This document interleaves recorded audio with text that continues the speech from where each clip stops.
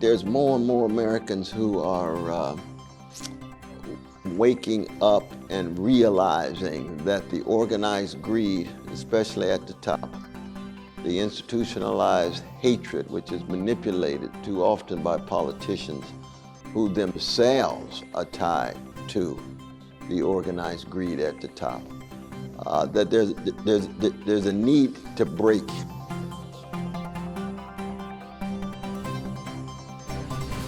Hello and welcome to Ways to Change the World. I'm Krishnan Guru-Murthy, and this is the podcast in which we talk to extraordinary people about the big ideas in their lives and the events that have helped shape them. I'm talking to you today from Tel Aviv in Israel, where I've been covering the news, but my guest is in Edinburgh, even though he is a prominent American. Professor Cornel West is an academic, a philosopher, a black thinker, a black leader, and he is running to be President of the United States as an independent. He says the choice on offer to the American people, which currently looks like Biden and Trump, is no choice he wants to be part of, and so he wants to offer an alternative. But we begin our conversation with the Middle East, which has been a big part of his campaign. Professor, welcome to the podcast. What do you think is wrong with America's position on Israel, Gaza, and what do you think it should be? Well, I just think that, the American empire is in such deep spiritual decay and moral decadence that the veil has been ripped off of U.S. foreign policy as it relates to Israel. We're witnessing, levels of criminality and barbarity. That's what genocide is. It could be Germany in 1930. It could be Turkey in the 1920s. It could be Rwanda. We can go on, but that is what is taking place. The United States is enabling this. The United States is facilitating this. And the United States has now become a genocidal denier. It's denying this. It's a lie. It's trying to tell the world, in fact, that something is not taking place that is actually taking place. And so it seems to me that any decent human being, let alone somebody running for president, needs to tell the truth. The condition of truth is to allow suffering to speak. And we have to raise our voices. I'm here at the blessed University of Edinburgh. I just met some students here in the encampment, and to me, they are courageous, they're visionary, they're sensitive, and they're doing what any decent human being would do, was to raise their voices in a context of unbelievable barbarity. As you know, though, the kind of language you're using is very controversial and seen by many Jews, and particularly the Israelis, as in itself anti-Semitic. They say accusing Israel of doing what Jews were a victim of in the Holocaust is, it's totally wrong, because from their point of view, they say they are reacting to an attack. They warn people. They're trying to prevent civilian lives to some degree. Can you explain why you used that word of genocide so deliberately? I mean, one has to be morally consistent. There's no doubt that precious Jews have been terrorized and traumatized and hated for over 2,000 years. But we have histories, of course, of people who've been terrorized who end up terrorizing others. People who've been traumatized end up traumatizing others. Yes, the genocide of Jews was beyond description, but Jews are human beings and they have the capacity to commit genocide like any other slice of humanity. And to think that you can use a term like anti-Semitic to absolve yourself of responsibility. You got to take responsibility for your actions. And when we look back 5, 10, 15 years from now, it'd be very clear that genocide is taking place. And I think we're in a moment now where our Jewish brothers and sisters, many of whom actually would agree with me. There's a wonderful sign here at University of Edinburgh. Jewish brothers and sisters say, "Not in our name." Never again means never again across the board. It's not tribal. And a Palestinian baby has exactly the same value as an Israeli baby. Israeli baby has the same value as a Palestinian baby. So I think there's a sense of too many conservative Jews and conservative Zionists are trying to absolve themselves of responsibility by using the term anti-Semitic in such a way that it silences the voices of those at the encampment, or try to silence my voice. But most importantly, it overlooks the indescribable suffering of innocent Palestinians who have been massacred and murdered by the IDF. You're running to be US president. So as president, what would your position be? I mean, I assume you pursue a two-state solution. No. I'm running to head the American empire in order to dismantle the American empire. I'm an anti-imperialist.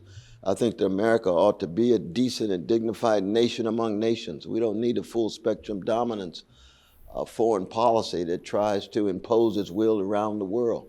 We've got 800 military units around the world. We've got 130 special operations in over 130 countries. We don't need to do that.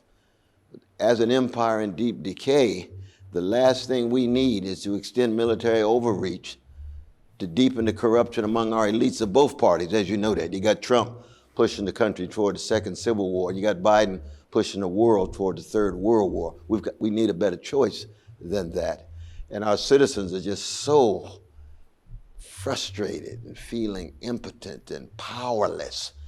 And as Plato and others have taught us, that's the makings of a tyrannical regime. That's the makings of a neo-fascism. That's what you're having, especially in Trump, the neo-fascist Pied Piper. So as president, the first thing I would do is stop the war. We need a ceasefire. I'd stop the siege. I would end the occupation. I would defund Israel. I would refund the relief agencies. And most importantly, I would move toward a situation in which Jews and Palestinians can live together. I think the two-state solution is gone. There once was a time where we had a chance for it, but the 800,000 settlements now make it impossible. The last thing you want is a so-called two-state solution where you end up with a Palestinian state that's so fragmented, that's so weak and so feeble, that you end up reproducing Palestinian subjugation and domination in the name of a two-part state, a two-state solution. That I think we need to be highly creative, we need to be highly courageous.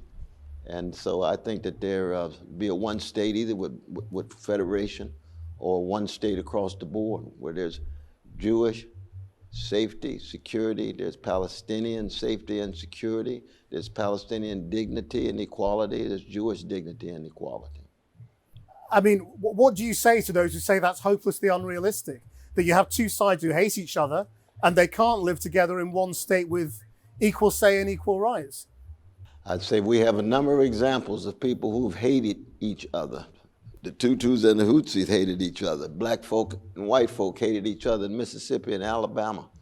There's a whole host of historical examples of people who have hated each other under certain circumstances and be able to accent the best.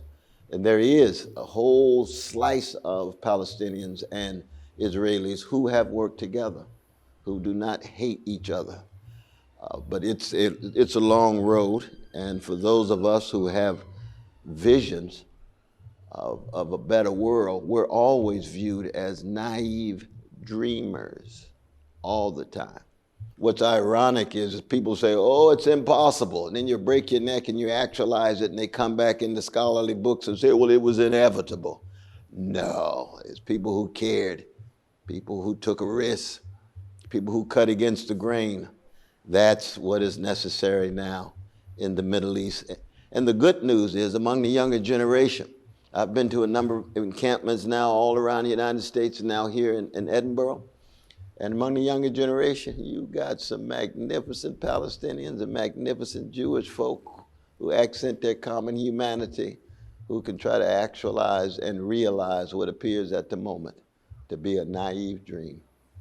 Well, I mean, that takes us to your campaign more broadly then, which again, as you know, many people say is a naive dream. Explain why it's not. Well, I mean, one, it's certainly a naive dream through the lens of realpolitik, through the lens of a corporate duopoly, through the lens of an unjust status quo. There's no doubt about that. But when you're trying to tell the truth, you're trying to cut against the grain. And of course, as a Christian, I'm trying to live in the world, but not of the world. And therefore, I'm always over against the grain. That I'm trying to bear witness and trying to be a witness. So I'm not worried about the names that that I'm called. I'm concerned about the witness that I'm trying to bear, the truth I'm trying to tell, the justice I'm trying to seek. And we are on the move. I'm telling you, we are on the move. And there's a good chance that Trump could end up in jail, that Biden can pull out and run out of gas and have an LBJ moment and say, I refuse to run. Ooh, we're in a very different situation now. We're living in real time, my brother. Well, if you're right, and suppose there was a chance that Joe Biden does have to step back and somebody else comes in, is it possible that you could support them? Well, the same policies? Absolutely not. All the same morally bankrupt policies of genocide and ethnic cleansing. Not only that, but they're tied to Wall Street, they're tied to Silicon Valley, they're tied to corporate elites who are obsessed with short-term profit and downplay satisfying the basic social needs of Americans. I mean, I'm living in a country, in an empire, we don't even have access to health care for citizens across the board. That's a sign of a certain kind of moral deficit, if not moral bankruptcy, so that the Democratic Party has been in the back pocket of Wall Street for a long, long time.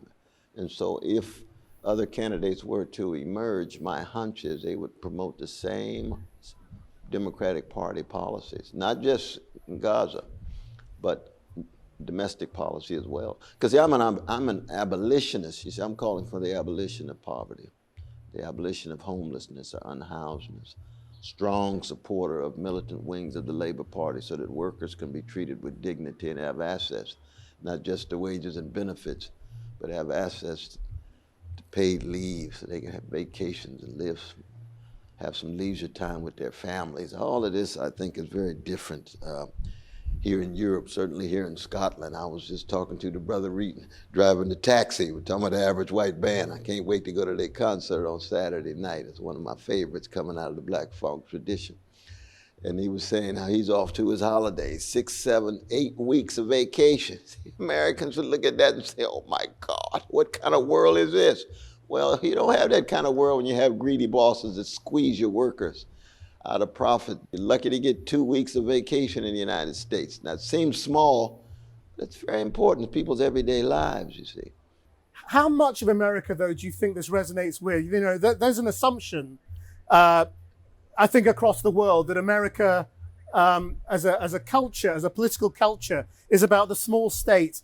You know, so many people are terrified of workers' rights, socialized healthcare, you know, state intervention to abolish poverty, as you talk about it.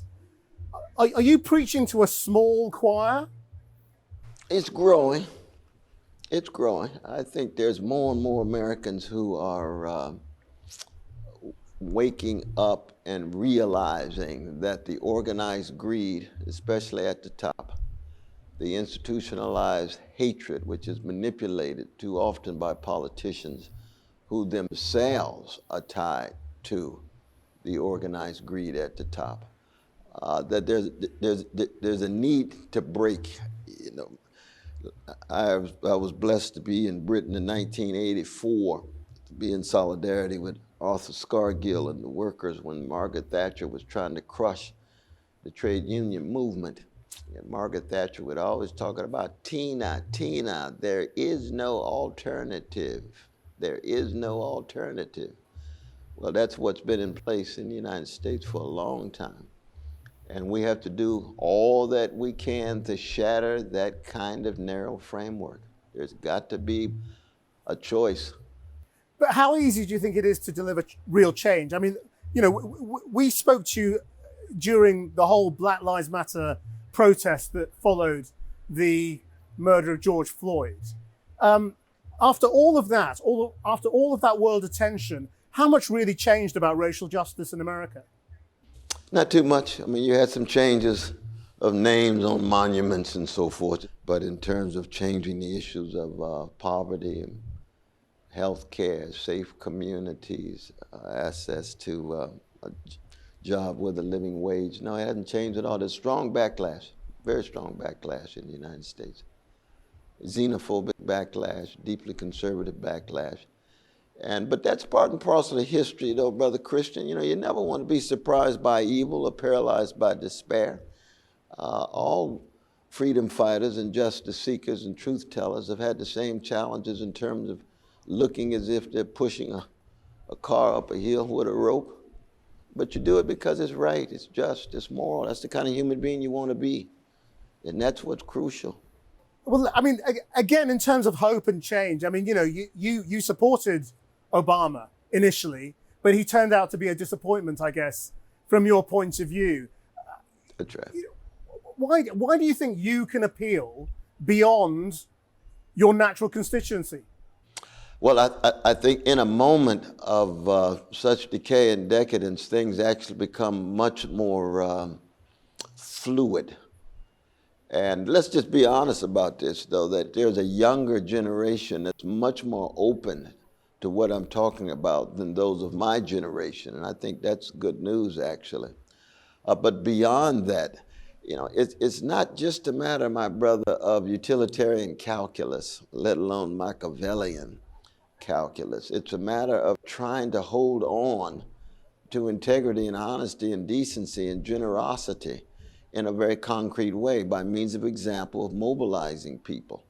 So I do have a commitment to things that are right and just and moral without trying to argue that the only thing you can do is to win in a short term and therefore adjust yourself to an unjust status quo and think as if you're making a breakthrough. No, I don't accept that. I don't accept that. I think that bearing witness is as important as engaging with the kind of practical alternatives and options that we have. We have to keep vision in place along with our practical reflections. I mean, the US election usually boils down to a few states, and that's how it's looking again this time. If the result of your candidacy is to help Donald Trump win the election, how will you feel? Well, I don't think it will, but I mean, there's always that possibility, and that's a serious risk, and you have to take responsibility for those consequences. But I believe each politician has to make their case. I don't believe any politician owns a vote of a citizen. They make their case. Citizens think critically for themselves, and they choose. Most or a significant number of folk who are in my corner are people who either never voted. Keep in mind, almost 40% of Americans don't vote at all. So I'm actually appealing to a group of persons who are just giving up on the system as a whole. And then 62% or so who do vote outside of the two-party system say they would never, ever, ever vote for either Republican or Democrat. They'd never, ever vote for any one of the two parties. So that it's not a question really of being a quote-unquote spoiler. I mean, that's part of the pseudo-narrative that the there is no alternative crowd likes to put forward. We've got to be able to be honest in terms of just how dire the situation is and just how deep the two parties are tied to the moral bankruptcy. But from your point of view, who was the worst candidate, Trump or Biden? Well, it depends on which issues, but they're both just so bad when it comes to the crucial litmus test that it's hard to make a choice. It's hard to make a choice. And I refuse to be confined to just that choice. That's why I'm running for president, my brother. When it comes to support of my precious gay brothers and lesbian sisters, Biden's better. Absolutely. There's no doubt about that. It's certainly when it comes to reproductive rights for my precious sisters, Biden would be better. No doubt about it. When it comes to supporting the repression of police crushing students involved in peaceful demonstrations on college campuses, Biden and Trump, exactly the same. When it comes to Gaza, exactly the same. So it depends on which issues that we're talking about here.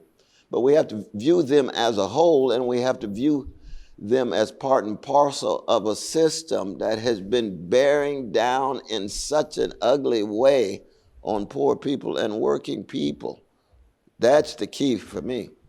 I mean, the man you mentioned a minute ago, Bernie Sanders, who you once supported, has come to a different conclusion, hasn't he? I mean, he feels that the possibility of Trump is so bad that Biden is the better choice, and that is the realistic choice. Why do you think he's wrong? Well, yeah, I have a deep love for my brother. I think he's wrong, and I think he recognizes, too, that he's in a party that is so dominated, not just by corporate interests, but by these imperial policies in the Middle East especially. And he's been inside of that party as an independent, wrestling with the establishment of that party. And I think if you were to talk with him in the midnight hour, he would sound very similar to what I'm saying. He just feels as if there's no other alternative, and so he ends up supporting it. I disagree with his conclusion. I think in many ways he agrees with me in terms of just how difficult it is for him to stay in that party. And so we just have a disagreement in that regard. I would wish that he would have broken even in 2020. But we traveled the country together in 2016, traveled the country together again in 2020. And we just have a deep disagreement with his conclusions, even though he agrees with the content of much of what I have to say. I mean, if we go down your road for a moment and say, okay, let's say you become president. The House of Representatives and the Senate is still dominated by party politics. How could an independent president ever work with a system that is so party-driven? Well, one, I would be able to use the bully pulpit so that I would engage in massive political education. I respect the people enough to tell them the truth. So we put a spotlight on the corporate greed. We put a spotlight on the thousands and thousands and thousands of homeless people who ought not be homeless. We put a spotlight on poor people. Almost 40% of black children living in poverty in the richest empire in the history of the world. That is so spiritually obscene. I'd put a spotlight on it. I'd talk about it day in and day out. So it put pressure on the politicians. And I would disclose and reveal so many of our politicians tied to legalized bribery and normalized corruption in terms of the role of big money and the role of the lobbies. Why is it that 70% of American citizens want Medicare for all, but we can't push it through because of the tremendous power of big pharmaceutical companies and their lobbies? I tell people the truth. And we would have intense conflict and contestation because that truth-telling would go over against the needs, the interests, the narrow views of those corporate elites. And they see themselves reproducing themselves over and over and over again. And I would say, your time is coming to a close.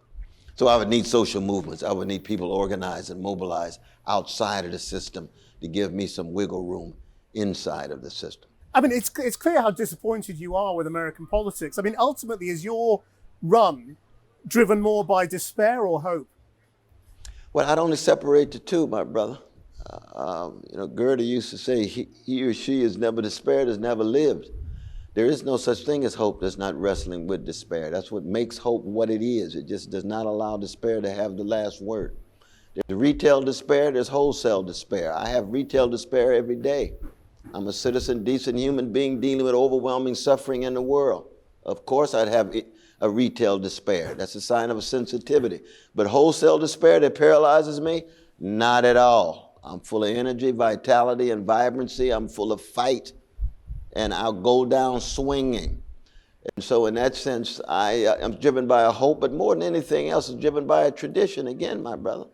See, I come from a black people who have been hated and terrorized and traumatized for 400 years. But the blues is not about despair. The blues is about wrestling with despair, not allowing it to have the last word. And so in that sense, it's the deeds, it's the action, it's the willingness to open yourself and empty yourself and leave the world just a little better than you found it. That to me is what this campaign is all about. It's nothing but a moment in a great movement of a great people over 400 years that is concerned about telling the truth and embraces oppressed people all around the world. Finally, Professor, if you could wave a magic wand, change the world in any way, how would you change it? Well, I would abolish poverty. That to me is the first step. And I would ensure that there were democratic structures in workplaces so we could curtail obsessions with short-term profit and be concerned about saving the planet, be concerned about poor and working people living lives of decency and dignity. And I would be concerned about trying to put a smile and more genuine laughter in people's lives, given the short term that they have on the planet. And that would mean, in fact, there'd be a whole lot of music in our lives as we're able to downplay the obsession with satisfying basic social needs and revel in each other's humanity. Now, you really got me dreaming here, my brother. You really got me dreaming. But that would be part and parcel of what my dream would be about. Professor Cornel West, thank you very much indeed. Thank you so much. I salute you, my brother. Be safe, man.